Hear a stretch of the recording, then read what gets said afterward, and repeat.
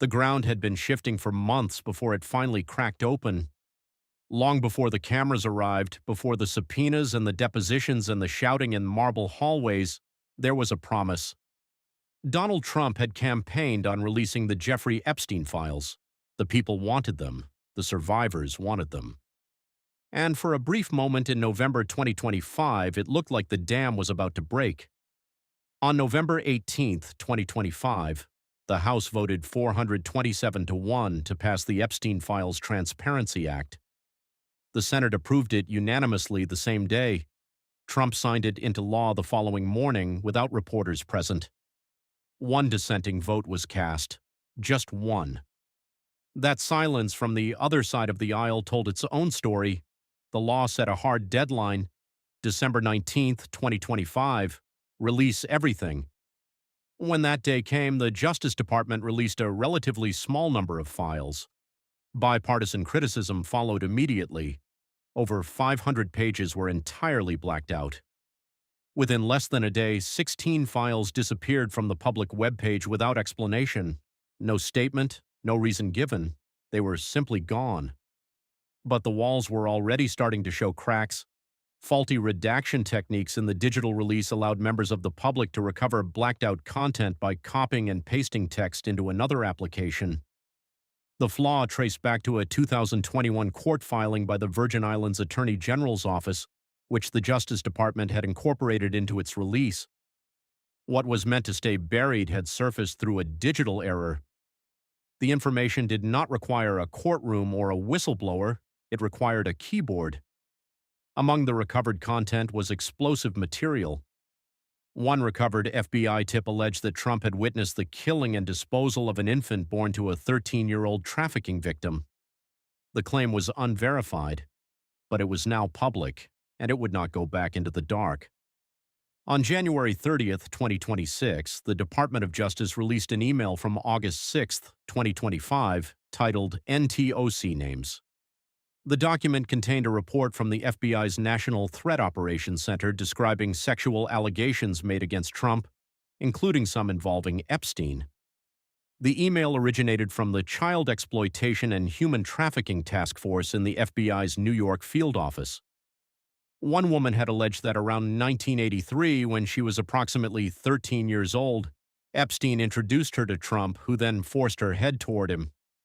She claimed Trump struck her and removed her from the premises. Agents reviewed the tip. They marked most of the accusations in the NTOC report as unverifiable or not credible. But this particular lead was sent to the FBI's Washington field office with the purpose of setting up an interview with the accuser. Elsewhere in the released files, an FBI agent wrote on July 22, 2025, that Trump's name appeared in the larger case files and that one identified victim claimed abuse by Trump but ultimately refused to cooperate. A second woman's account also surfaced. In the first of 6 FBI interviews conducted between September 2019 and September 2021, she described how Epstein and Maxwell's abuse began when she was around 13 years old. At one point, Epstein took her to Trump's Mar-a-Lago club. The interview report recorded Epstein's words to Trump directly, words that implied the girl was being offered or presented.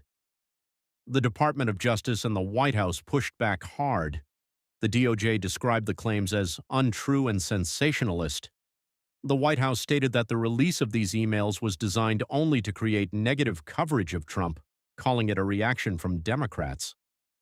Trump denied all allegations and called the controversies a media-driven political smear campaign. He threatened legal action. On January 31st, he announced he would sue writer Michael Wolff and potentially the Epstein estate itself, again insisting Epstein was not a friend. But the files kept coming. Deputy Attorney General Todd Blanche announced that the January 30th release included some 3 million pages, 2,000 videos, and approximately 180,000 images. He said this would be the final major release. Lawmakers on both sides of the aisle disputed that claim immediately. The Justice Department had identified over 6 million pages as potentially responsive, but released only half that amount, saying its legal obligations had been met. That explanation did not satisfy the House Oversight Committee. The committee voted 24-19 to subpoena Attorney General Pam Bondi. 5 Republicans voted alongside Democrats to demand her testimony. The motion was brought forward by Republican Representative Nancy Mace of South Carolina. The vote was a political rupture. Republicans breaking ranks to subpoena their own party's attorney general, that does not happen without reason. Mace said plainly, AG Bondi claims the DOJ has released all of the Epstein files. The record is clear. They have not. She cited missing videos, missing audio, missing logs, millions of pages still unaccounted for. Bondi was scheduled to appear before the committee on April 14, 2026. The night before Indyke's deposition, Democrats walked out of a closed-door briefing with Bondi and Deputy Attorney General Blanche.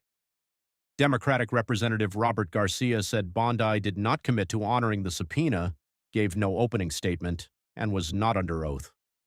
He called the session a fake hearing. Committee Chairman James Comer called the walkout a premeditated stunt.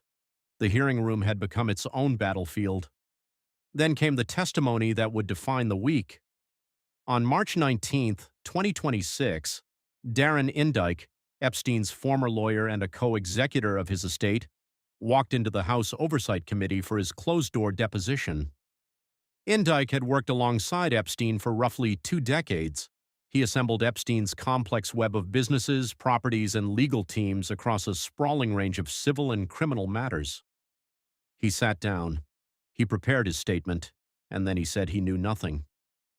The truth is that I did not know what Mr. Epstein did after hours, behind closed doors and in places where I was not present, Indyke told the committee. He described his role as one of many lawyers Epstein consulted, limited to corporate, transactional, and general legal services.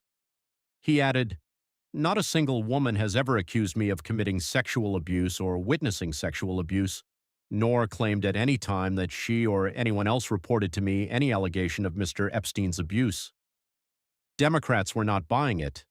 Representative David Min of California said plainly that he believed Indyke had perjured himself, and that if he were advising Indyke, he would have told him to take the Fifth Amendment. "I think it's very likely he perjured himself over and over again," Min said, noting that numerous women had described Indyke helping them after their encounters with Epstein. A lawyer representing some of Epstein's victims criticized Indyke's prepared remarks, calling his claimed ignorance deeply troubling given his role as one of Epstein's most trusted associates for decades. Indyke was the second executor of Epstein's estate to testify. The first was Richard Kahn, Epstein's longtime accountant, who appeared before the committee on March 11th. Kahn also claimed he was not aware of the nature or extent of Epstein's abuse and regretted that he may have unknowingly assisted Epstein in any way. But Democratic Representative Robert Garcia revealed after Kahn's deposition that Kahn had admitted to facilitating a fake marriage between 2 women, impersonating Epstein in communications with banks, and confirmed that Epstein spoke about Donald Trump a lot. After Indyke's deposition concluded, Garcia stepped forward again with another significant disclosure. He confirmed that Indyke had verified the existence of hard drives held by private investigators hired by Epstein. "These hard drives are of great interest to our committee," Garcia said. No one yet knew what was on them, but the committee intended to find out. Ghislaine Maxwell, Epstein's convicted co-conspirator, had already appeared virtually before the committee and invoked her Fifth Amendment right, refusing to answer questions. The pattern of denial and silence from those closest to Epstein remained unbroken. The fallout from the files extended far beyond Washington. By early 2026, careers were ending across European capitals, Wall Street, and academia. Former British Ambassador Peter Mandelson was arrested on suspicion of passing documents to Epstein. Morgan McSweeney, Keir Starmer's chief of staff, resigned under pressure. Former Prince Andrew had been stripped of his royal titles by King Charles III in October 2025. The battlefield was wide, and it was not finished.